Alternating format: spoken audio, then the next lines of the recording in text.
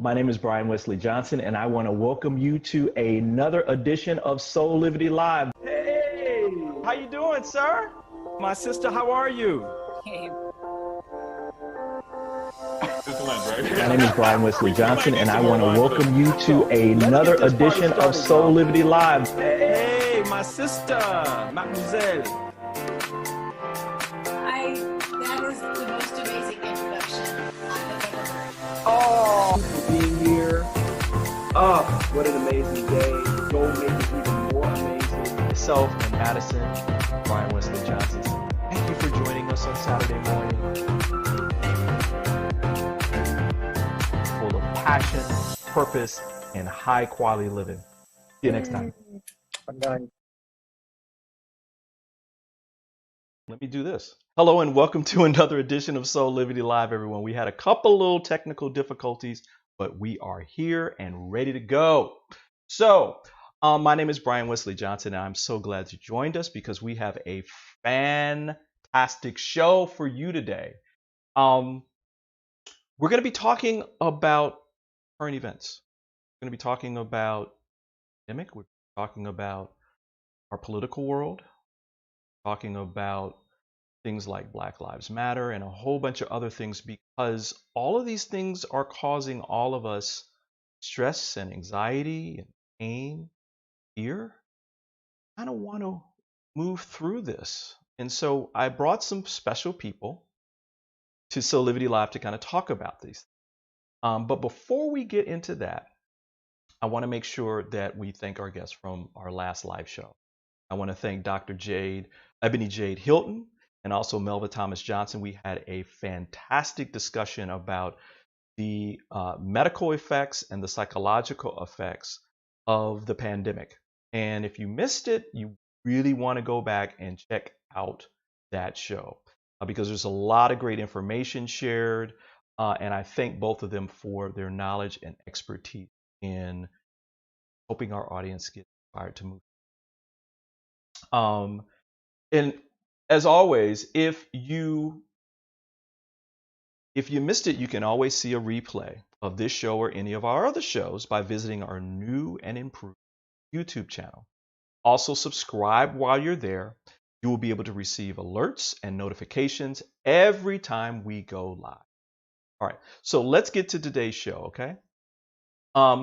Like I said before, we're going to talk about what's going on in our current society. Specifically, the ongoing events that are affecting our lives and creating anxiety and stress. I mean, our nation and our world has been pushed to emotional heights that have never been seen before.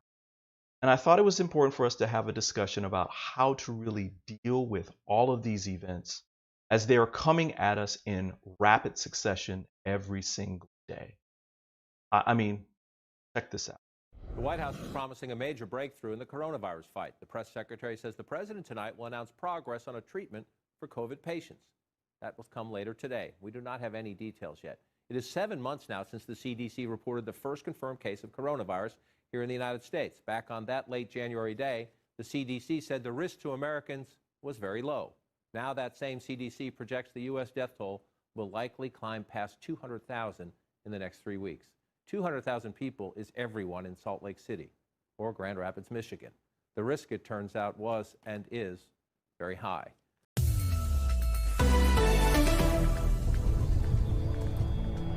The pandemic has turned Rita Campo's life upside down. The fear of getting infected and losing her job have led to depression. I was caught off guard by sadness and overwhelming tiredness. It was the result of having to work at home while taking care of my son. I have to make lunch and dinner every day and help him learn while also helping my family. My number of household tasks was multiplied by 10. Some anti-anxiety medication is out of stock in Portugal. Antidepressants are up by as much as 11%. There's a rise in alcohol and drug abuse, domestic violence, panic attacks, and suicide. The COVID-19 pandemic has caused a mental health crisis in our region, at a scale that we've never seen before. Now, when you couple what's happening with the pandemic and how this is affecting our mental state, with the current protest around the shootings of people of color by police in cities around our nation, including people like George Floyd, Breonna Taylor, and most recently Jacob Blake, it is understandable that even the strongest of us can sink into despair. Now, I want to be clear. This show is not about us staying in these deep, uncomfortable feelings that are caused by our day-to-day experience. This show is about supporting you in confronting these and provide you with mechanisms and information to help you move through these times so that you can have a better life, a more peaceful life with full of wellness. Now, like I said before, we have a very special panel to kind of help us navigate these waters. And while I could go into a whole bunch of detail on my own, why don't you check out this video that tells you a little bit more. Elaine Clayton is an internationally known artist, author, certified Reiki master, intuitive reader, workshop instructor, and the creator of the Illuminara Intuitive Journal. She is the author and illustrator of several books for children and the illustrator of books by the Pulitzer-Prize-winning author Jane Smiley and Wicked author Gregory Maguire, among others. She practices Reiki and intuitive healing in New York City, Connecticut, and Atlanta. Katie Silcox is the author of the book Healthy, Happy, Sexy, Ayurveda Wisdom for Modern Women. She is also a nationally recognized yoga teacher, Ayurvedic practitioner, writer for Yoga Journal, and a senior teacher within the Tantric Sri-Vidya-based ParaYoga lineage under Yogarupa Rod Stryker. Katie was named one of the San Francisco's best yoga teachers by Common Ground magazine in 2009 and one of the 70 Yogis Changing the World in Origin magazine. Her signature teaching style blends classic yoga, vinyasa-based asana, life-changing tantric Ayurvedic philosophy.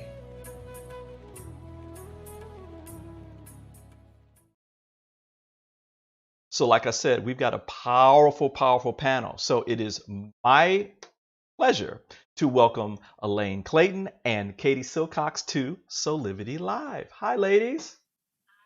Thank you. Such an honor to be with you both. Oh, man, this is going to be a power hour. Remember, everybody, listen, this is an interactive discussion. So if you have any questions or comments, please just post them to any of our chats, and we're going to get to answering and responding during the show. So, wow. This week has been an incredible week. Where do we begin, right? Jacob Blake was the first part. At the RNC after that. And I don't want to go, this is not political. It's just, I want to make sure that I'm telling people. Soulivity is all about truth, honesty, integrity, and fighting fear and ignorance. And there was a lot of falsehoods, a lot of non-facts that counter everything that we know about what's going on in our world. That's why I bring the RNC. And then yesterday we had March on Washington. So there's this gambit of different things that are part of, I think, a bigger, the word I'm looking for, panorama of just basically 2020 as a whole, right? Elaine, I'm going to go to you, and then Katie, I'll ask you this question. I want both of you to kind of ground us in your own personal experience of what's happening right now. What's life been for you personally during this year? So Elaine, I'll go to you. What has life been like for me personally? Well, you know, we were talking before about the macrocosm and the microcosm. And I think I'm feeling all of the pressure and pain of, you know, the legacy of hundreds of years of oppression, and the pain of the way I have to process that personally. And meanwhile, intuitively sensing everything shifting. Nothing is, the system is getting dismantled. It's being loosened. And how do I stay balanced within that? How do I stay composed within that? So in some ways, what's going on is so needed because it's, the veil is being lifted and truth is getting known right away. And our emotions are on the surface, and so are we trying to think how to get through it. So there's that, and the pain of it and the angst of it. But then being in a healing life, a mind, body, spirit oriented life, I feel like in a way, the messages that we want to bring are now, people that are more conventional are now very open to what I'm trying to do. Whereas before, they didn't have to be, they weren't necessarily closed-minded, you know, entities were a lot more conventional. So I just think it has a silver lining in some ways, because this stuff breaks us open, and we need to be broken open from the heart. But I can't say it's been, has not been easy, of course. It's been isolating, and I cry sometimes. But I feel like we have a chance now to be more loving in a real way, to actually come to what is love, what is empathy. That has never been on our agenda. It's always been a side thing. You know, even when, and I love Dr. Fauci, but even when COVID first started, and it was obvious that people of color were dying at a higher, faster rate in New York City. This is when it was still in New York City. And they actually were at the podium saying, yes, we need to look into that as to why. Everybody knows why. Everybody knows that there are food deserts, that there's not equal pay, the opportunities are not equal, and healthcare is not equal.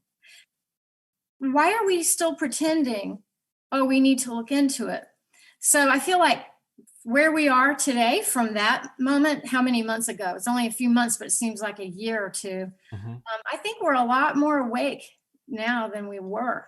That's just because we can't get away with fibbing anymore. Right. And that's part of the process, right? You know, we were talking before about macro, macro, right? Macro, micro, where as the body, as a nation, the world as a body, there are things that are happening that we've been ignoring, and they've been metastasizing and metastasizing and metastasizing. I like that. Thank you. That analogy, because if we are a body, we are one. Right. But we don't know, half of us, we don't know it half the time. We're not conscious. Exactly. Right. But each human is like a cell within the body. We are one. We're all made of that same light. And I guess this is an era where we can actually either suffer to get to harmony or get to harmony with less suffering. You know, speaking about embodying this and understanding the connectiveness that we all have, Katie, this is what your life's work is about, this, right? Yeah. What has been your personal experience around these times? You know, I want to say, in my bio, you mentioned that I had studied with a teacher named Rod Stryker and that was actually an old bio. So I want to start by correcting that. And I only bring that up because it's partially an answer to your question. Okay. all of our structures, including the one that I was in, which was a guru-based tradition, are falling apart. And so for me, I had to make the decision to actually be myself and move out into the world without the authority and structure of a male-dominated system.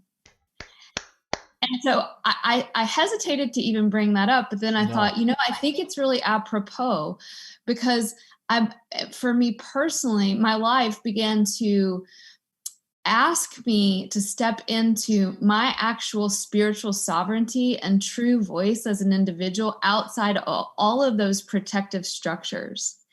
And I feel like that's exactly what's happening right now to our whole entire world. Our government can't be trusted. Our medical system is crumbling. Pharmaceutical companies own this country, and on and on and on. Religious institutions, even relationship between men and women it's all kind of coming, as you said before, to this sort of inflammatory head. And I think I love this idea of microcosm, macrocosm. Personally, how this has affected me is, like I'm sure Elaine and you, I'm a very embodied, feeling, empathic, intuitive person. And so I experience all of these things very much through the body. And what I'm feeling, and I think my concern and what I would love to offer to your listeners is this understanding that we are all dealing with the collective trauma. And that is affecting people of every single skin color. And when we're in a traumatic response, we go into that very reptilian brain where it's fight, flight, and freeze, and it's us versus them. And it's a really natural response when you're an animal that feels threatened. You're going to throw something, right? You're going to burn a building, or you're going to run away and hide in your closet and freeze and have depression. These are all an animal's appropriate response to an insult on the body. And so what my passion is and what I want to offer to your listeners is to really learn about trauma, learn about the way that we must, as a nation, as a people, irrespective of where we're coming from, experience the healing in a nonverbal way, because that's how the body speaks.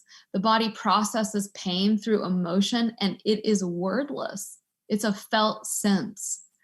And so I see a lot, and even being on this show, we have to talk about these things, right? And we can't silence ourselves. But at the same time, we run the risk of getting caught in what's called the trauma vortex.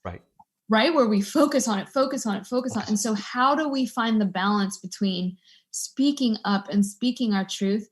And I'm barely even on the social media anymore, because I feel we're wasting our time and energy and resources on telling people how to say things perfectly, or be, for example, as a white woman, the perfect ally.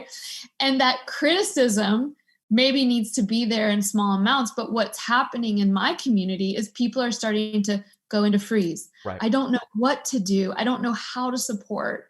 And so I think a question maybe we could consider is, how can we best use our time, energy, and resources to actually start to move towards something that does look like unity, that does look like love, that does look like actual change? Because whether we like it or not, we're all going to have to be together. Right. I'm so glad.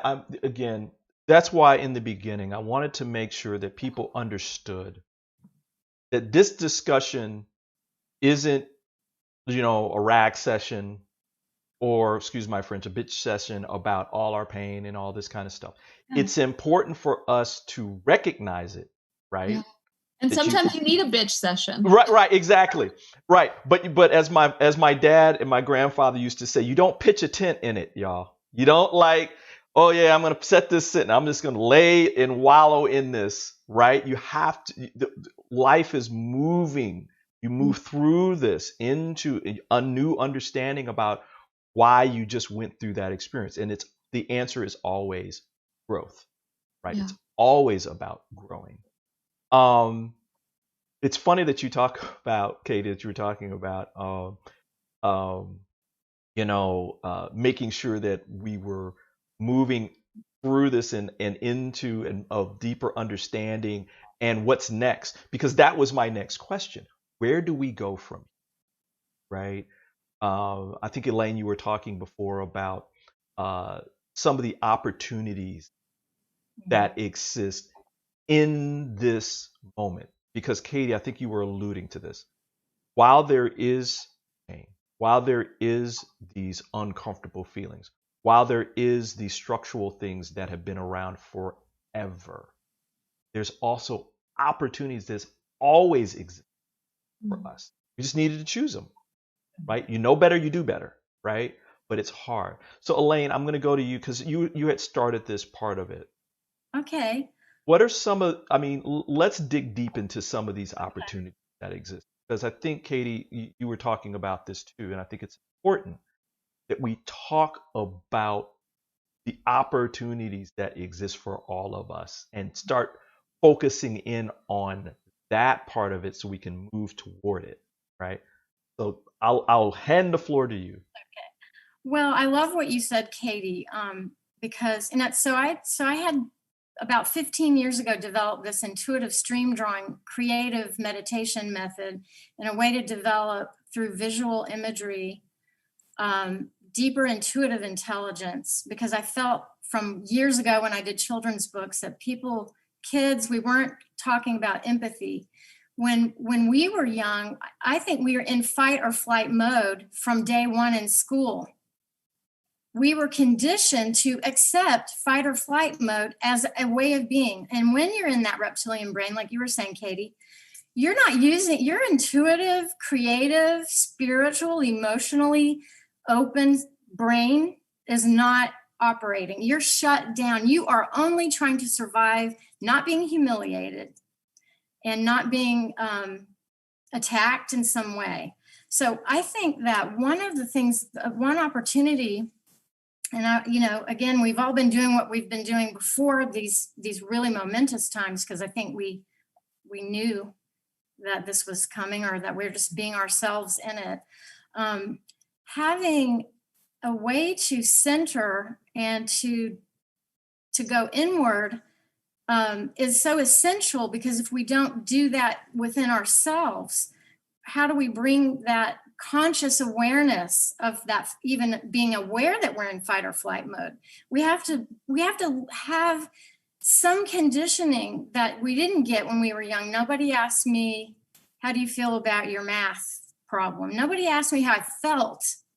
They didn't even encourage us to, talk to each other about how someone was suffering next to us. And I'm not criticizing everybody. I've been a teacher. I know you have to have a job, but I'm just saying our overall society, after all these hundreds of years, has focused so much on rational and logical thinking as the only way to get answers. And you have to go outside and you have to pay for it, and it's going to hurt. And that we have forgotten that we're natural born creators. We have to do something with that, or we're so disconnected from our ability to be intuitively tuned in and empathic toward each other. If we can't know where we are in our consciousness, we're really lost when we come together. And I think that's part of why it's so volatile. So, my opportunity, I see it opening and, expanding, because people are so hurting that they want relief. So the stream drawing is a way to, recapture the way you freely drew without feeling criticized when you were a toddler. And I realized over the many years, people would say, I love to draw, but I'm not good at it. So they have lost that natural compulsion to make a mark, to take a blank surface and put their own voice on it, to actually be present. No one encouraged that empowerment much. So you have to use your non-dominant hand and close your eyes. And it's a little bit more fun than kind of being all jazzed up and nervous and going like this.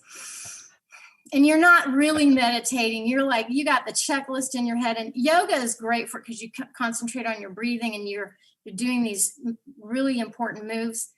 Drawing is another impulse that we have as a natural human innate action. We just want to. So I'm trying to help people meditate while they're getting empowered with creative energy. And I think it helps release some of the tension while you then reflect on what you felt while you drew and on the drawing itself. So that is encouraging a conversation that is intuitive, that is starting with me here in my heart and mind. And it's giving both sides of the brain a chance to work. And then maybe I can go out and gaze upon other people with appreciation of their worth. That's what it comes down to. We are missing out on loving each other. And the system is doing it and reinforcing it. And, people that can't say Black Lives Matter, when that oppression has been specific and particular and only for hundreds of years, why can't you say it? And again, everyone's going to find their way through this, but I just feel like we are shut down at the heart chakra. But we're opening. We're starting to open. Bravo. You got me on that one. Got me speaking. Because I think the question that I've actually been asking myself, and even with some friends of mine, have been, where do we really start? Right? And it can't, in some of the, there's politics and laws and all that kind of stuff, but there has to be something higher, deeper, that affects the change that we really are seeking, right? Katie, how about you? What do you feel are the opportunities? I think you were moving into that, and I want to make sure that we're continuing that line. I loved what Elaine said, and I think we're, in Tantra and Ayurveda, they understood this time and they called it the Kali Yuga, the age of disillusionment, the age of violence, darkness, the age of trial and tribulation. And yet it's also the time when there's the most opportunity to come to God, to come to the light, to come to love, whatever you want to call it, to come home. And I really feel that in me. Like I sense as a deeply intuitive person, the way in which we are when something's actually too unbearable to actually feel inside of our own body, because all of us are walking around with fear and rage and anger and hurt. And all of us are the children of many times like emotionally immature parents and grandparents, because we're all walking around with that. And I think the African American community holds this very special form of that pain body. That for whatever reason, this moment is asking all of us to hold that with you guys. And it's a great honor to do that. But at the same time, it's triggering all of that unresolved stuff in everyone else. And so when you're just really not ready to deal with that and tend to it with kindness, with compassion, it's a huge job, right? When you're not ready to tend to your own anger and your own violence, and what do? We talk about other people, like distraction, yeah, distraction. And this kind of like, I call it this othering syndrome. And I'll be honest, like when Donald Trump won, I was so upset. I actually did a tantric practice where I felt all the rage and all the fear and all the anger that was there as a woman. That was a big deal for us when he got elected. It was just a huge punch in the gut for women and for oppressed communities. But what I'll say is it was hurting me so bad that I started this tantric practice where you hold your enemy in your arms as a baby. And I hated it. I hated this. I don't want this man baby in my arms. Like I'm holding my baby Trump. And over time, I actually began to see him becoming more and more young in my arms to that moment of being a baby. And I looked across his life and I saw how he was the child of a father that could never love him. And he was always, and all these insights came to me. Now, I'm not saying that in any way that absolves him or that we need to have him in office. But what I'm saying is it melted that hardening on my own heart. Right. And so even though this is a tall ask, what I think is being asked of us is, who have you thrown out of your heart? because it's only hurting you. You know, and I think, you know, I could say so much about this, but like what began to happen was I began to feel better, and I began to feel the essence of who I am, which is not a woman. It's not a woman from the South. It's not a white lady. It's not all those labels, right? Author, yoga teacher. It just began to be that I began to identify with the part of me that is completely unchanging, which is, as Elaine said, love.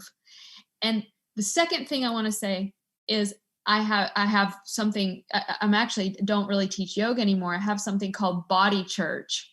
You know, the church itself is crumbling, and the church used to be a place that you would go to move and dance, and there was drumming. And what I just want to recommend, as Elaine was saying, the drawing, also the dancing and the moving, because emotion cannot be processed without movement. So I began to meditate with love on the enemy, the perceived enemy, and to really keep the body moving, which compounded during this coronavirus time. Everyone's becoming, in many places, more sedentary and more locked in, when actually we need the opposite. We need to move. And if we can, we actually need to move together. I love it. I love it. I love this conversation. I'm so glad you ladies are here. This is exactly the kind of conversation I wanted to have, and I wanted it to be a gift to everyone in our community. Why don't we take a pause? And we're going to do a quick reset, and then when we come back, we're going to continue this line of turning the opportunities into growth and specifics around what are the practical things that we need. So hang tight, ladies, and everyone. We'll be right back with Soulivity Live.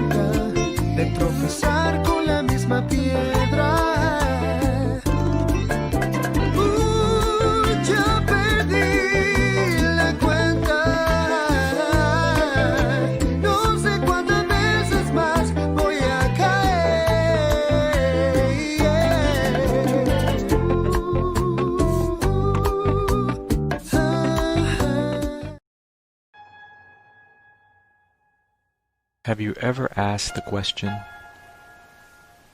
if I was to be anything, what would I be? Regardless of money, regardless of status, beyond popularity and fame, living your passion, feeling your life has purpose.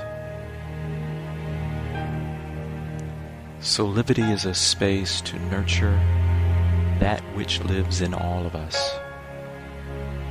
A place where work can become play, and doing what we love creates the dreams of a lifetime.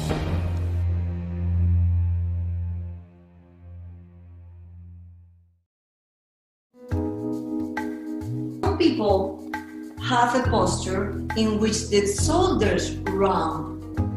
Some people have a belly that came from long hours working in a computer. Driving, grabbing your baby, the posture changes with your lifestyle.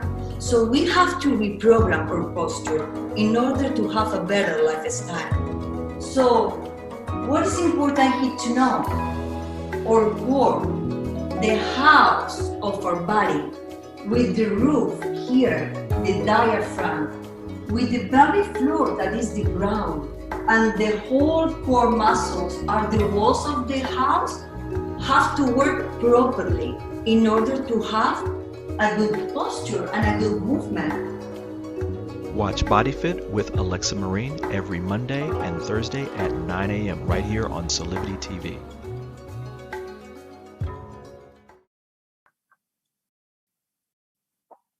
All right, and we are back with more of Soulivity Live. I'm welcoming my guests back, Katie Silcox and Elaine Clayton.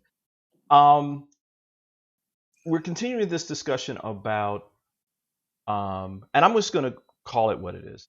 It's our world pain body that we're now trying to heal. That's what this discussion is about. And we're talking about some opportunities that exist for us to heal, to grow, to mature, to expand. And I want to target people right now in the Black community. Your takes on this, because and I want to be clear, because we're talking about Black Lives Matter. It does not mean that other disenfranchised, discriminated groups don't matter. But the Black experience specifically in America has been painfully unique. And there has been things that have not been resolved. I think Roland Martin said it best on one of his programs, where he said that at its core, African American people and other people of color do not feel as though they have the same freedoms. I'm using that word specifically, freedom, that other people have. That is inherent, that we're looked at differently, and because of that, treated differently. Because of that, there's all systems that have been made justified. So from both of your perspectives, and I'll go to you, Katie, first, because we're talking about deep wounds all the way around that need to be healed. But what are some of the thoughts that you have around, first, how people of color can stay grounded, and then people who are not of people of color who can stay grounded, and how they can bridge the gap? That's what we're talking about. And this is a difficult conversation, but at the same time, it needs to be had, and it needs to be had so that we can. Well, I mean, first and foremost, just the fact that I'm sitting here with you as a white woman talking to a Black man, that the fact that we're sitting here having this conversation, first, I just want to thank you for having me here and for being willing to talk with me with such love and openness. And like that in and of itself is healing. I can tell you it's healing for me, and you maybe could have your experience around it and let us know. But like just the fact that you're willing and I'm willing to come together and have these really difficult conversations, where, I mean, the quote that you read illuminated my heart. Like I was like, wow, that qualifier of you saying, this is how these people feel. And just to hear that, I think, number one, to be willing to have these conversations with love, and to both sides be willing to bring their open hearts, and us as white folks do a lot of listening.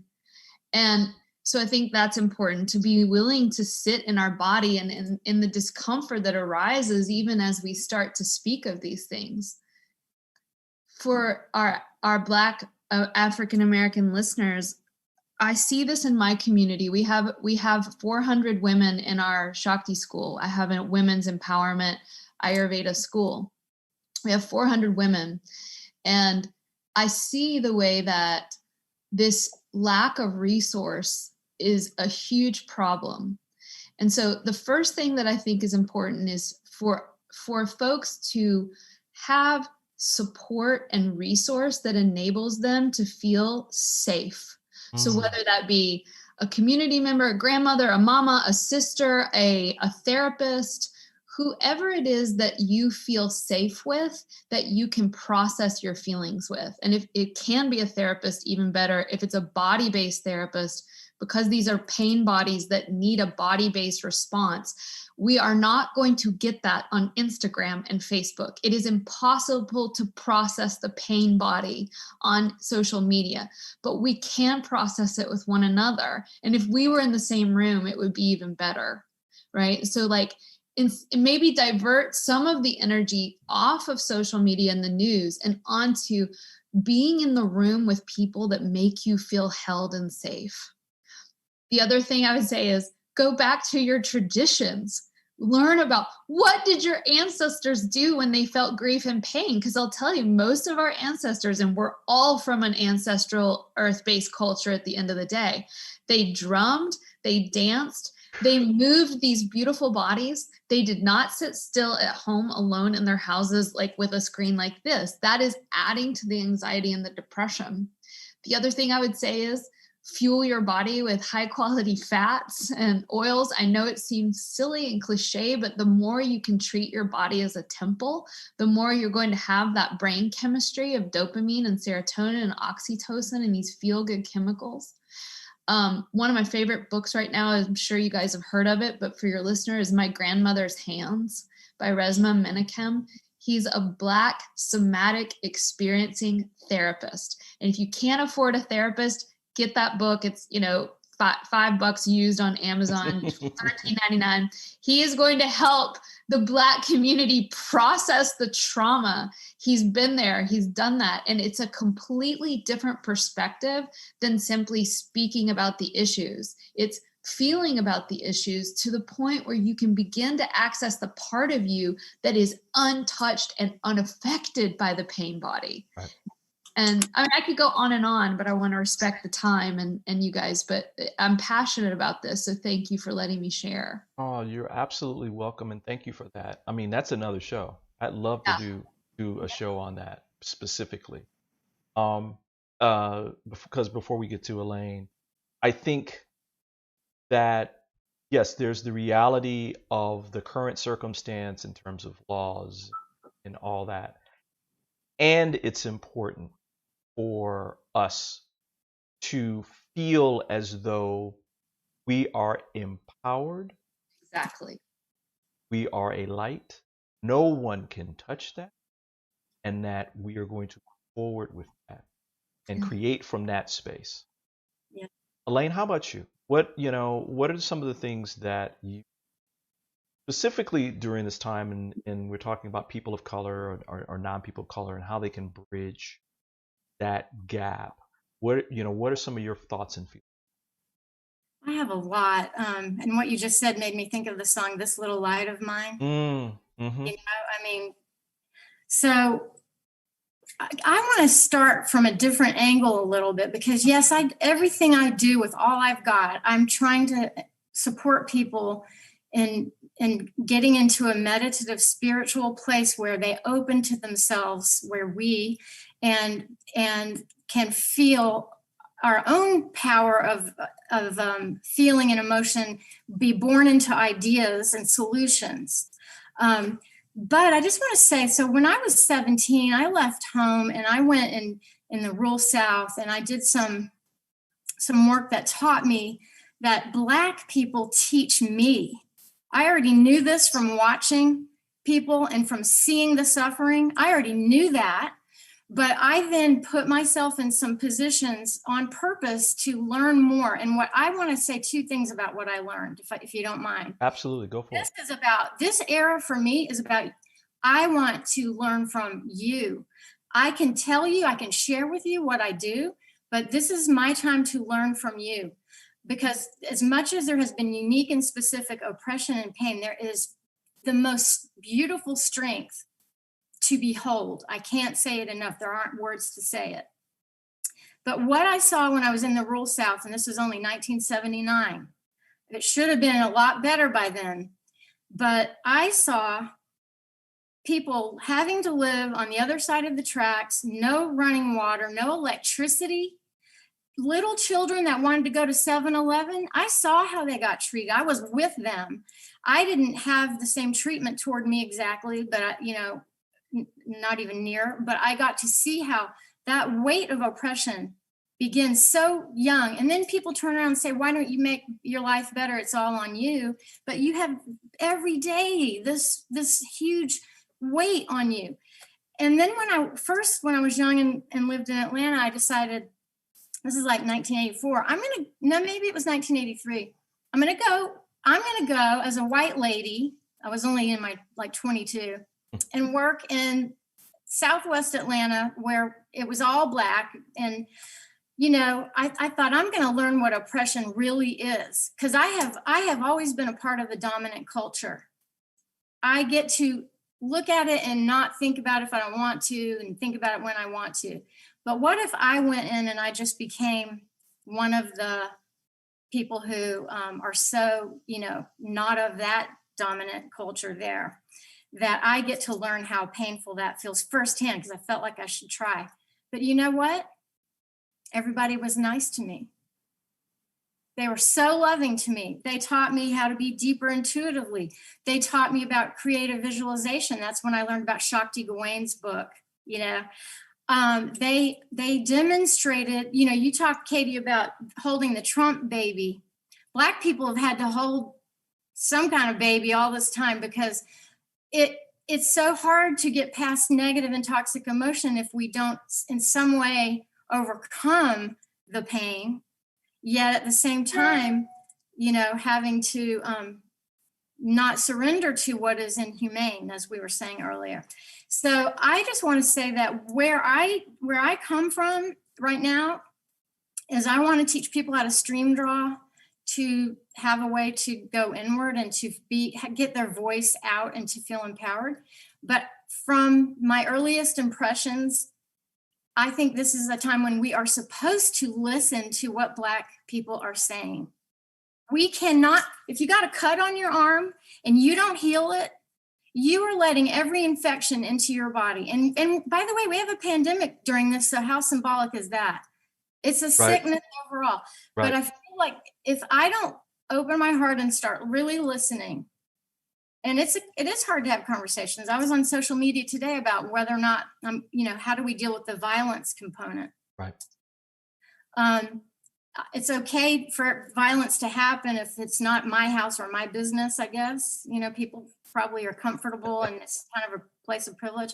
Right. But at the same time, it takes some of that to not just capitulate and appease and to protest on your own terms and all that. But these are hard conversations to have, but I feel like we should be having them. Thank you for that. As I was thinking and feeling about what both of you were saying, the thought came to my mind that I want to clear to our audience.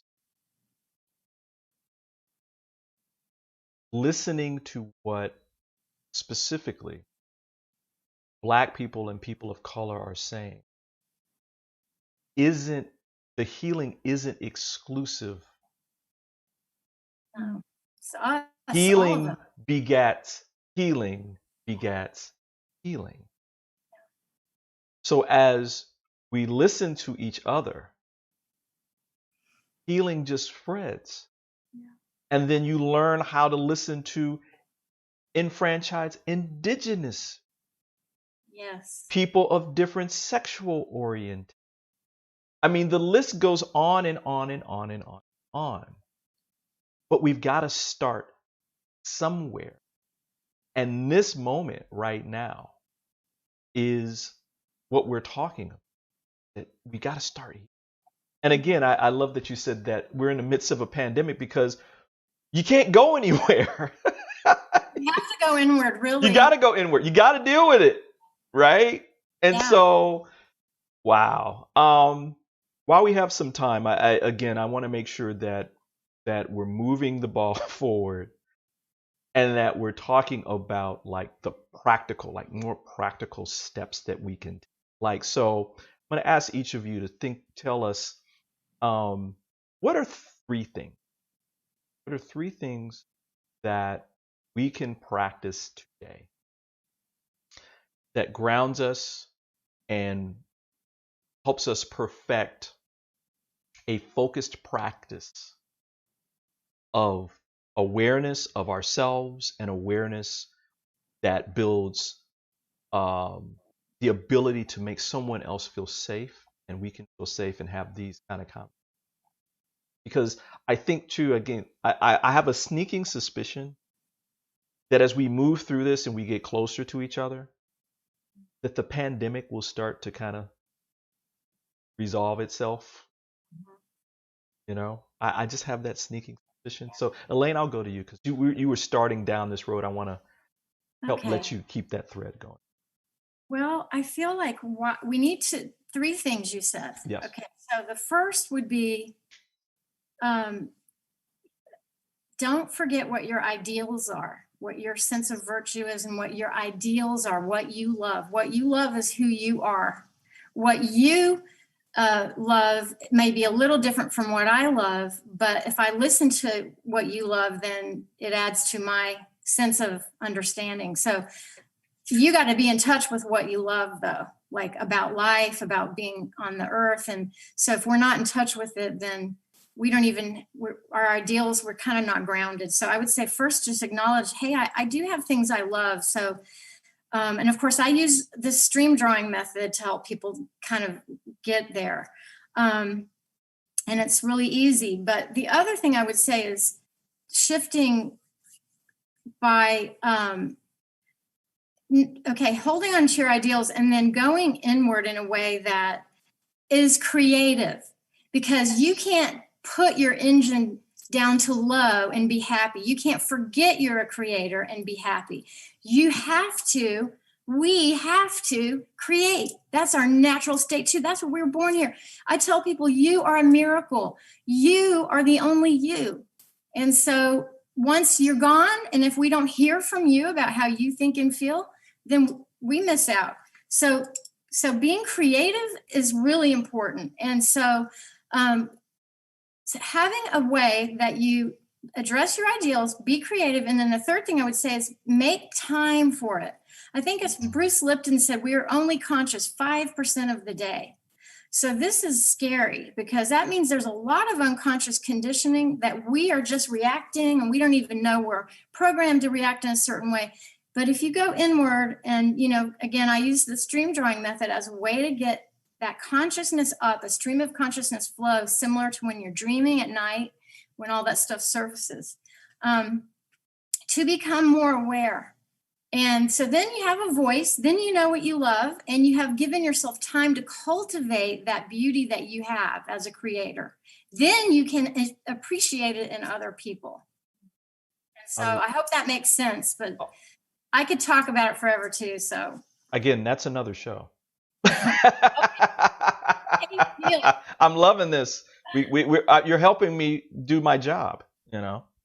Katie, how about you? What are 3 things that would be supportive to people to help them build this practice, right? This practice of staying grounded, staying focused, opening up their hearts.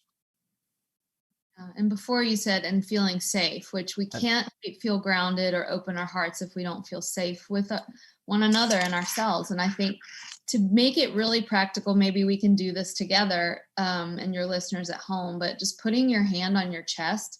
My big thing is about trauma, the brain, and the neurology of the body. And when you put your hand on your chest, already you start to just feel differently. You start to kind of get a sense of being connected to something. Taking your right ear to your right shoulder and just letting your eyes look down at your right shoulder and holding that for, 30 to 60 seconds. What we're doing is we're differentiating the eyes from that side of the neck. And what that starts to affect is the cervical spine.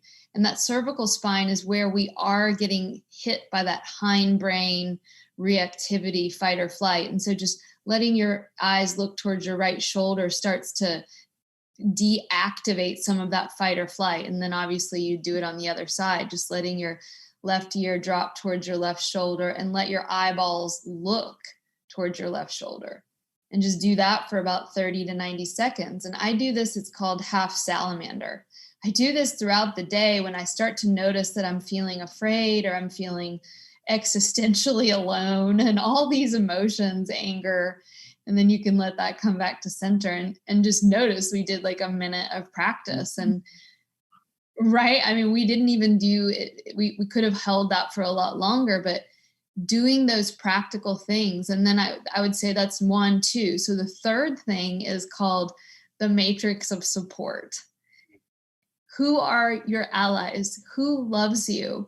And you can bring in, for me, I'm a big fan of Jesus. That's one of my allies. I bring in some Jesus. I get my heart in the room with love. I get my heart. I call in something bigger than me and my limited sense of what's going on. And as you start to call in that love, it could be nature, Buddha, Jesus, but like, get somebody on your team that's bigger than you.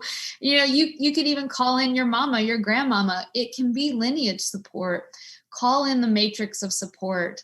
I even sometimes visualize, like you said, the tribe, like the friends that have got my back, that know my heart. And those are the 3 things. And I know we could talk about 30 of those things, but before we close, I just want to say, I came onto this call with such a heavy heart. I'm going through a personal thing. And you two have uplifted me so much. And just being here has been such a shift for me. And so I think the last thing is just to speak your heart, speak your truth, tell people when they affect you, as I'm doing with you guys. And I just really appreciate you both. It's likewise. Absolutely. Likewise. I started out with a lot of pressure because I'm in the middle of a move and I don't understand all of it and whatever. And I'm trying to always stay centered through it. And this, I realized can we do this every morning? Because now I'm going to have a great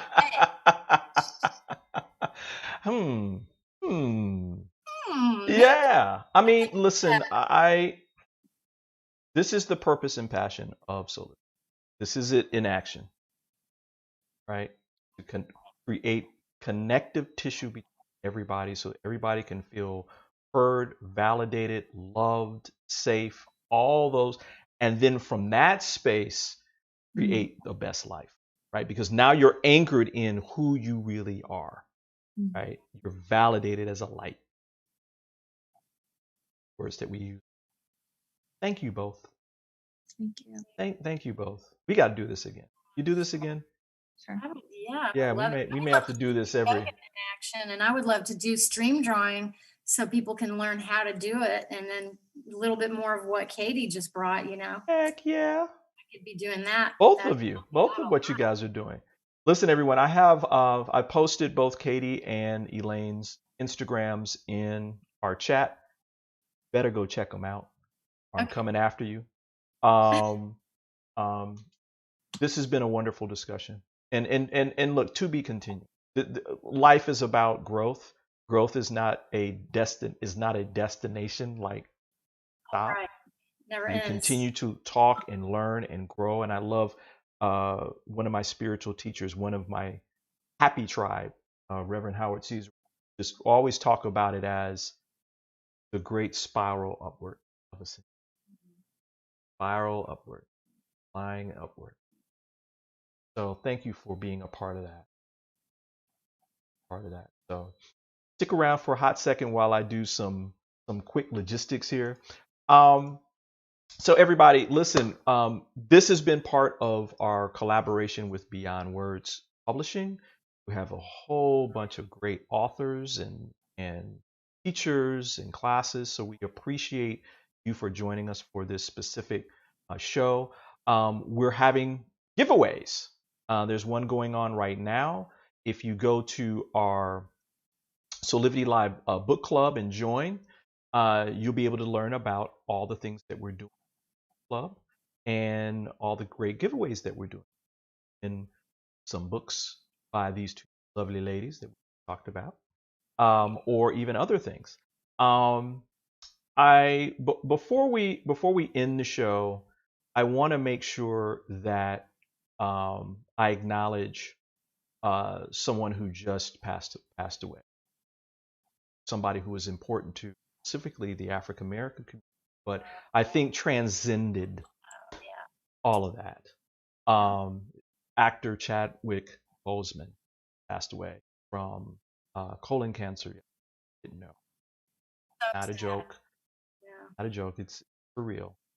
And what I wanted to do was acknowledge him, acknowledge the things that he's done, and wanted you guys to kind of watch.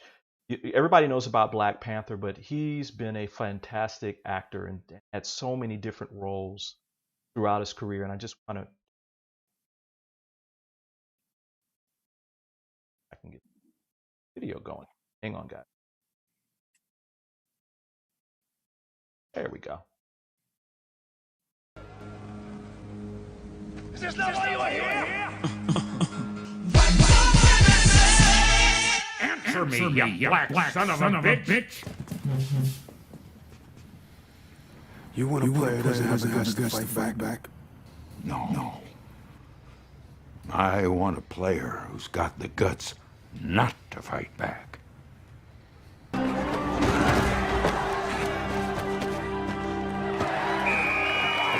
Ernie, this is Floyd Little. Floyd, this is... Ernie Davis. 2,386 yards, 360 carries, 6.6 yards a carry. You're good at math, huh? Don't you look at that poster of me on your wall and tell me you want to be like me, because that isn't enough. You're gonna have to do better than that. You think you can? Yes, sir. Look at me! Nate! Look at me! What happened, Nate? Talk to me. I can't. Come on. I can't talk. I can't. Talk to me. If you hold that in, it's gonna eat you up. Nate, I'm your father. All I had to do was say the word abort, and they'd be alive. Hey. Out. Showtime, baby. Out. Yo, get out, man.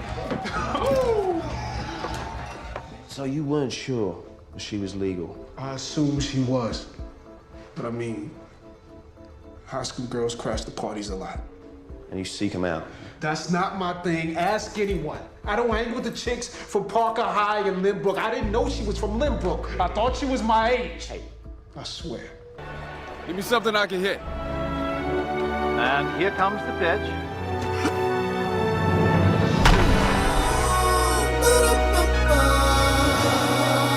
Feeling better than I ever felt. Wow. Chadwick, thank you. Thank you. I'll be with you for a long, long time. Part of my soul for a long time. Thank you, brother. Elaine and Katie, thank you for being here. I appreciate this conversation. Appreciate you sharing all of who you are with our audience. And this is what Soulivity is all about. So, Honor. I just want to let everybody know that next week we have actress Jade Taylor. We're going to continue some of this conversation. She's a beautiful actress and vocalist, but she's also an incredible advocate. So we're going to be talking about some of the things that she's doing around moving our country ahead, which is a part of what Soulivity is all about. So thanks again for joining us. And on behalf of Elaine and Katie and all of you out there, I want to say thank you for joining us. And until next time, of course, I'm wishing you passion, purpose, and an incredible life. See you next time. Thank you. Soulivity Magazine brings you the best in inspiration on Soulivity TV. Check out our new shows.